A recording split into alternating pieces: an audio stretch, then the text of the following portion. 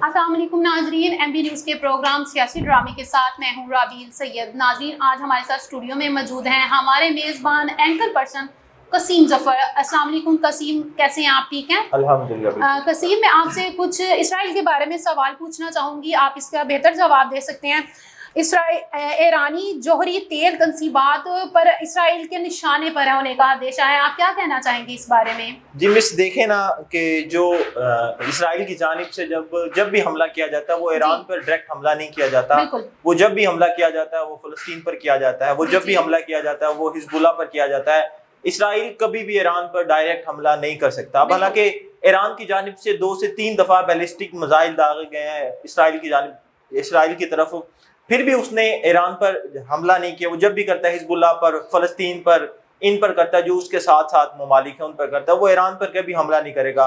लेकिन जब ईरान ने इसराइल पर अभी हाल ही में बैलिस्टिक मिसाइल दागे हैं, उनकी फौजी तनसीबात पर हमला किया, उनको निशाना बनाया है, तो ईरान के supreme leader Sayyid Ayatollah Sayyid Ali Khamenei ने कहा था कि हमने किसी आबादी को हिट नहीं किया, हमने किसी आबादी को, हमारा अहदाफ नहीं थे, हमारे अहदाफ सिर्फ इसराइल की फौजी तनसीबात को थे। और जब इसराइल की जानिब से बाद में ईरान ने यह भी कहा कि हमने जो बदला लेना था हमने वो ले लिया। ईरान ने जब इसराइल पर बैलिस्टिक मिसाइल अभी हाल ही में दागे हैं तो उसने ये बयान उसका बाद में आया, Syed Ayatollah Sayyid Ali Khamenei ने उन्होंने बयान दिया। उन्होंने कहा है कि हमने अपना जो बदला लेना था हमने बदला ले लिया। हमने कासिम सुलेमानी, उसके बाद इस्माइल हानिया, हमने उनकी शहादत का बदला लिया, लिहाजा हमने अपना बदला पूरा कर लिया है। अगर अब दोबारा इसराइल की जानिब से हम पर हमला किया जाता है तो हम उसका भरपूर जवाब देंगे। और जब ईरान ने इसराइल पर हमला किया था तो इसराइल जो अमेरिका की जानिब से उनके जो जर्नल थे, या कोई जब उनका एग्जैक्ट नाम नहीं याद आ रहा, उन्होंने कहा था कि ईरान ने काफ़ी हद तक जो ना हमला था वो काफ़ी स्ट्रॉन्ग था पिछले की निस्बत। तो ईरान ने कहा था कि अगर हम अब दोबारा हमला करते हैं तो हम इससे भी ज़्यादा जवाबी कार्रवाई देंगे और हम इससे ज़्यादा बड़ा हमला करेंगे। अगर अब दोबारा इसराइल हम पर हमला करता है तो हम करेंगे।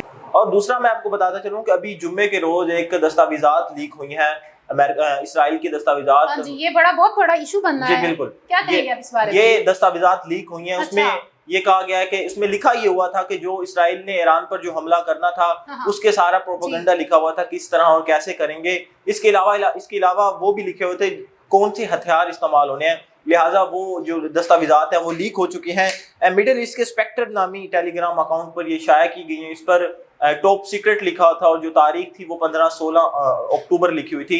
ये लीक हो चुकी है और अब इसमें ये वाज़ह तौर पर ईरान को भी अब महसूस हो चुका होगा कि जनाब वाकई इसराइल हम पर हमला करने की तैयारियां कर रहा होगा। और ईरान भी ज़ाहिर सी बात है वो मजीद तैयार, आगे तो वो तैयार था ही था, वो मजीद तैयार हो गया होगा कि अब इसराइल की जानिब पर हम पर हमला होगा।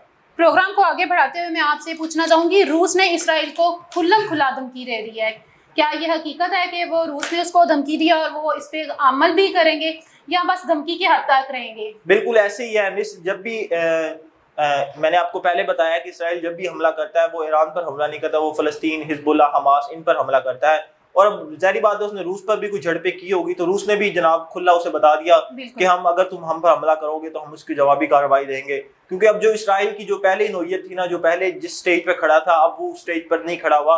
पहले क्योंकि इसराइल तकरीबन सारे इस्लामी ममालिक को आंखें दिखाता है, और वो किस वजह से, क्योंकि उसके पीछे अमेरिका खड़ा हुआ है। लिहाजा जब से ईरान ने उस पर हमले करने शुरू किए हैं, उनको आंखें दिखाने ईरान ने भी शुरू किया है, तो अब तकरीबन तमाम ममालिक इसराइल को जवाब देते हैं कि भाई अगर तू ऐसा करेगा तो हम भी दोबारा दुगना उससे ऐसा करेंगे। बिल्कुल सही।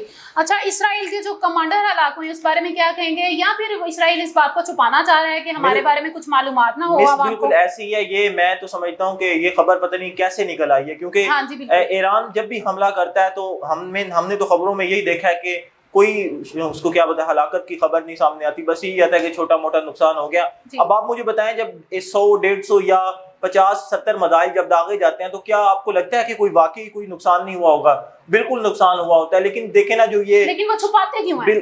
अब वो कंट्रोल सारा जो इंटरनेट या सारा सोशल मीडिया वो इसराइल से बैठकर कंट्रोल किया जा रहा है। लिहाजा वो अब देखे ना, मैं आपको इसकी मिसाल देता हूँ कि पाकिस्तान में हुकूमत इस वक्त पाकिस्तान मुस्लिम लीग नून किया है। अब जो भी सहाफ़ी या जो भी आम आदमी उनके खिलाफ बात करता है तो वो जनाब उस पर केस कर देते हैं या वो खबर सोशल मीडिया से हटा देते हैं। अब जैसे आपने सुना था पिछले दिनों फायर वाल लगी हुई थी कि जो भी खबर हुकूमत के अगेंस्ट होगी उसको हटा दिया जाएगा।